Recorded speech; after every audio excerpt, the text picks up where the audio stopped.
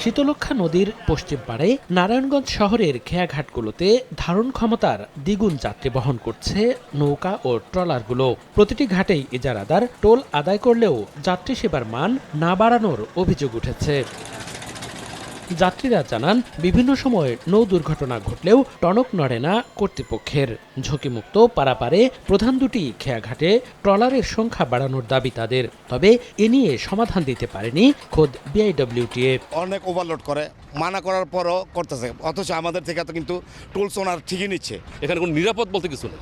আমরা আসি মানে আমাদের এখন বাধ্যতামূলক পার হইতে হয়। আমরা চাই যেটি বারাক আরও টলার বারাক, ঠিক আছে, মানসম্মত, আবার সেবাটা আরও উন্নত করুক। দুই ঘাটে ইজারাদারকে আমরা পত্র মারফত অনুরোধ করব যেন তারা দ্রুত তাদের এই টলারের সংখ্যা বৃদ্ধি করে দেন। এদিকে 2006 সালের 8 অক্টোবর জেলা শহরের হাজীগঞ্জ খেয়াঘাটে বন্দর সেতুর ভিত্তিপ্রস্তর স্থাপন করেন তৎকালীন প্রধানমন্ত্রী বেগম খালেদা জিয়া।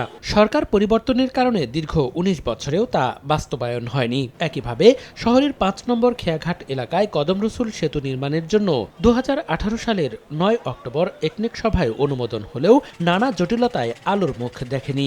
এতে ক্ষুব্ধ এলাকাবাসী। বাচ্চাদের পোলাপানের সমস্যা হয়, আমাদের সমস্যা হয়। আমরা বয়স হলে আমরা আসা না, ব্রিজটা হলে আমার উপকার হতো। রোগী নিয়ে আসতে হয়ে গেলে আপনাদের ওখান থেকে 20 মিনিটের জন্য দাঁড়া থাকতে হয়। ব্রিজটা হলে বন্দরবাসী এমনকি নারায়ণগঞ্জের দুপাশেরই মানুষের অর্থনৈতিক উন্নয়ন হবে। তবে সেতুর নকশা প্রণয়নের জন্য ঊর্ধ্বতন কর্তৃপক্ষের কাছে পাঠানোর কথা জানায় সড়ক বিভাগ। এই সেতুর ডিজাইন প্রণয়নের জন্য আমরা ঊর্ধ্বতন কর্তৃপক্ষের নিকট পত্র প্রেরণ করেছি।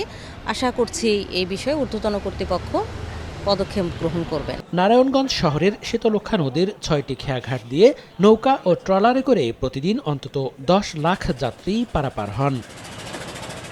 সময় সংবাদ, নারায়ণগঞ্জ।